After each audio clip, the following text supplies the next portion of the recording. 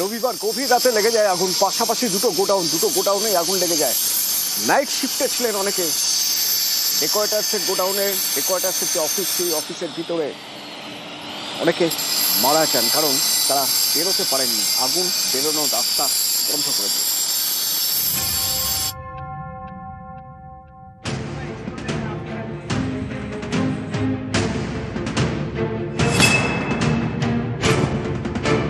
রবিবার রাত ৩টে ইএম বাইপাসের কাছে নরেন্দ্রপুরের নাজিরাবাদে বিধ্বংসী আগুন।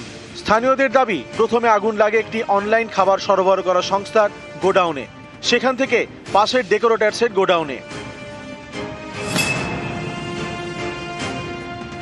নরেন্দ্রপুরে পৌঁছয় দমকলের গাড়ি, একে একে 14টি।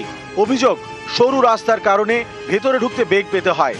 বিধ্বংসী আগুনে গোডাউনের দেওয়ালে ফাটল ধরে, গোডাউনের টিনের ছাউনির একাংশ ভেঙে পড়ে, পুড়ে খাক হয়ে যায় গোডাউনের ভিতরে থাকা বাইক।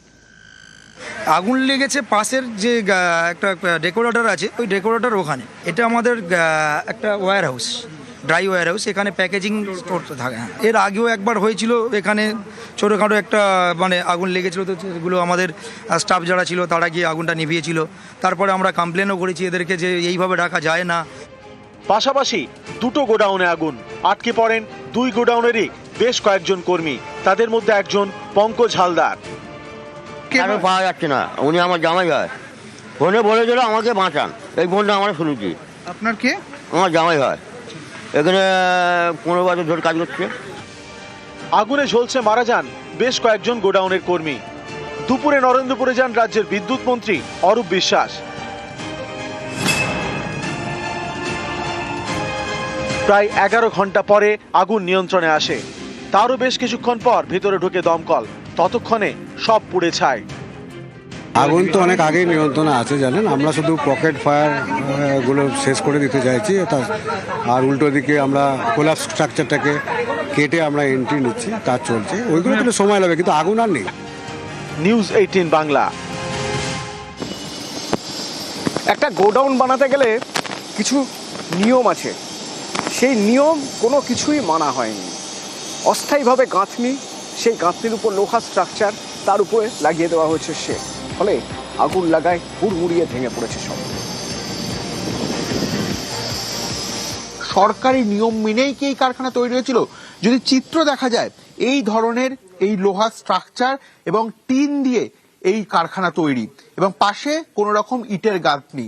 প্রপার একটা ওয়্যার হাউসের জন্য যে ধরনের স্ট্রাকচার তৈরি করতে হয়, সেই স্ট্রাকচারের এখানে দেখা নেই। এবং দেখানোর চেষ্টা করবো, গোটা এলাকায় কিন্তু এই একইভাবে তৈরি হয়ে আছে এবং দীর্ঘদিন ধরে এইভাবেই কিন্তু এখানে গোডাউন ভাড়া দিত এখানে যে গোডাউনের মালিক, এবং যার নাম উঠে আসছে পুলিশ সূত্রে জানা যাচ্ছে গঙ্গাধর নামে একজন, যার এই গোডাউনগুলো ছিল, তিনি এই মোমো কারখানাকেও গোডাউন ভাড়া দিয়েছিলেন।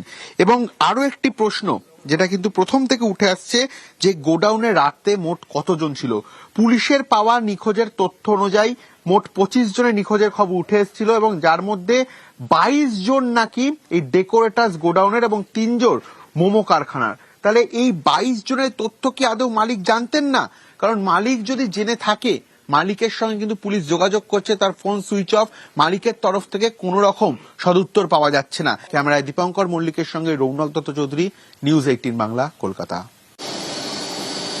একটু আগে আপনাদের বলছিলাম না যে পূর্ব মেদিনীপুরের ময়না থেকে দুজন ফুলের কাজ করতে এসেছিলেন, পশ্চিম মেদিনীপুরের পিল্লা থেকে 3 জন ফুলের কাজ করতে এসেছিলেন। তারা থাকতেন এখানে, এই ডেকোরেটার্সের এখানে, এবং এই 3 জনের কোনো হদিশ নেই।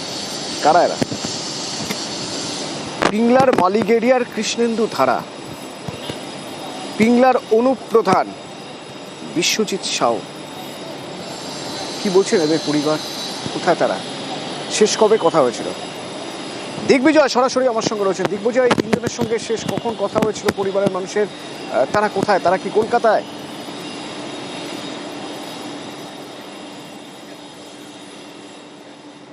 দেখো, পরিবারের লোকজন যারা আমরা তাদের রবিবার সকালে তাদের এবং তারপরেই কিন্তু তার পরিবারের যারা রয়েছে যোগাযোগ নেই। পড়েছে, শোকস্তব্ধ হয়ে পড়েছে।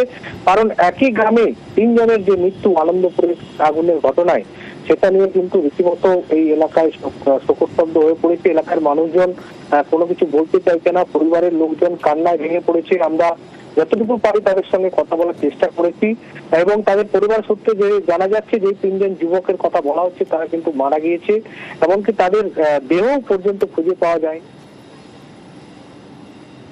প্রত্যেকটি পরিবারের সদস্যকে আধার কার্ড এবং যাবতীয় কাগজপত্র নিয়ে কলকাতায় ডাকা হয়েছে। যে হাড়গোড় পাওয়া গেছে সেই হাড়গোড়ের ডিএনএ টেস্ট করার পরেই কিন্তু বোঝা যাবে যে প্রকৃত সেই 3 জনই ওখানে মারা গিয়েছে কিনা। অতন এই 3 জনের পরিবার কি বলছেন তারা শুনবো। সকালবেলা দমভূত ফোন করা হলে ফোন তুলেনি, তারপর খবর বাড়াইলো যে বাড়িতে আগুন ধরে গেছে। শেষ কখন কথা হয়েছিল? রবিবার 9:30, তখন বলতেছে আমি সোমবারে ঘর যাবো। কতদিন কাজে গেছে? 8 দিন আগে রবিবারে গেছে, ফুলের কাজ করতে গেছি। শনিবার রাতে ভাই ফোন করেছিল, না যেরকম কথা হয় রোজ রাতে। সকালে ঠিক 8টার দিকে ফোন করতেছি না, ওর ফোনে পাওয়া যাচ্ছে না, সুইচ অফ। এইবার জানাজানি হয়ে গেল যে ওখানে আগুন লেগেছে। এখান থেকে বাবা, ভাইয়ের শ্বশুর সঙ্গে সঙ্গে বেরিয়ে গেল। সারাদিন ওখানে ছিল, আগুন নেভাতেও পারেনি আর আমার ভাইয়ের দেহও খুঁজে পায়নি। আমাদের বাড়ির পাশে আরো 2-3 জন ছিল, কারোই দেহ পাওয়া যাচ্ছে না, কোনো চিহ্নিত কিছুই পাওয়া যায়নি। সব বাবা টাবা সবাই কেঁদে আছে বলে সব ছাই, কিছুই পাচ্ছি না। কলকাতা থেকে থানা থেকে বলছে যে তোমরা আসো, ডিএনএ হবে, কি পাবে তাও জানি না আমরা। ওই যে ডেকোরেটার্স, নরেন্দ্রপুরের ওই ডেকোরেটার্সের মালিক গঙ্গাধর দাস, বাড়ি পূর্ব মেদিনীপুরের খেচুড়িতে। বাড়ি গিয়ে দেখা যাচ্ছে বাড়িতে তালা। গঙ্গাধর দাসের কোনো হদিশ মিলল? কোথায়, কি বলছে গঙ্গাধর দাস? সুজিত রয়েছে সরাসরি আমার সঙ্গে। সুজিত,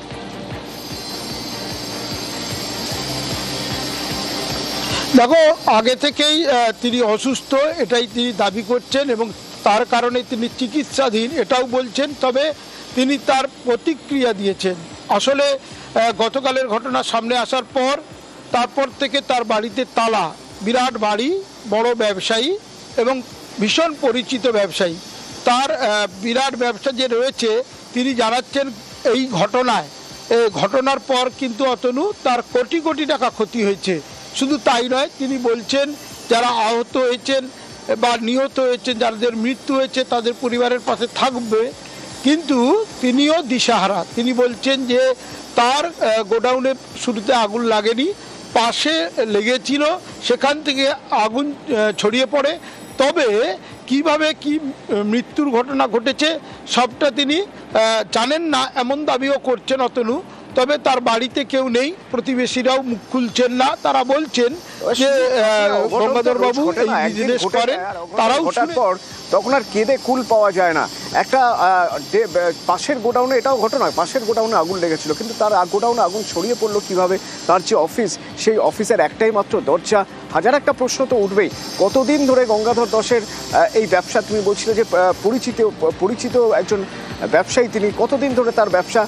তিনি জানেন না যে একটু এদিক থেকে ওদিক হয়ে গেলে বড় অঘটন হয়ে যেতে পারে?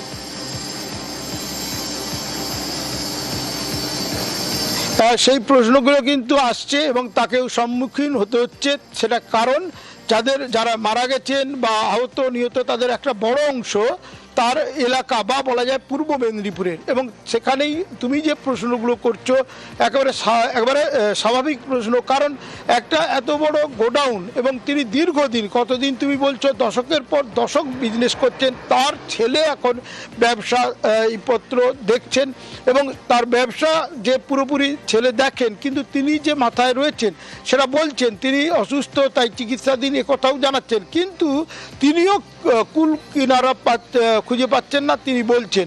আসলে তুমি ঠিকই বললে যে এত বড় একটা ব্যবসা, সেখানে অগ্নি নির্বাপন যে ব্যবস্থা তা যে কতটা ভালো থাকা উচিত, কারণ প্রায় দাহ্য জিনিস, কাপড় বা সব এইসব জিনিসপত্রগুলো থাকে, সেখানে আগুন লেগে যে এরকম বড় ঘটনা ঘটবে সেটা কিন্তু তাদের মাথায় থাকা উচিত ছিল, সেটা তার প্রতিবেশীরাও বলছে। তবে অনেক বছরের ব্যবসায়ী এবং দীর্ঘদিন ধরে ব্যবসা করেন এবং বিরাট ব্যবসায়ী। তার সেই গঙ্গাধর দাস কি বলছেন একবার শোনাবো আপনাদের। আমার পাশে একটা মোমো গোডাউন ছিল, ওরা ফায়ারেবল জিনিসপত্র রাখতো সব। ওরা লুকিয়ে CO2 দিয়ে কোল্ড ড্রিঙ্কস ইত্যাদি তৈরি করতো। ওদের ওখান থেকেই আগুন এসছে আমাদের পাশে গরম তো 16 ফুট ডিস্টেন্সে। তো আমার কিছু লোকও মারা গেছে। তো যারা মারা গেছে তাদের পাশে আমি আছি এবং থাকবো।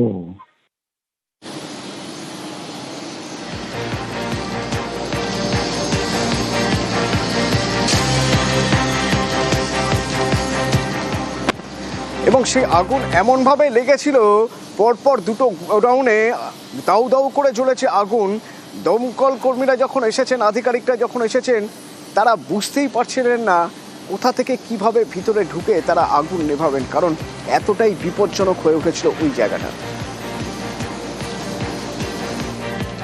যেখানে গোডাউন অবস্থিত ঠিক তার পাশেই দেখানোর চেষ্টা করছি সেই ডেকোরেটার্সের অফিস।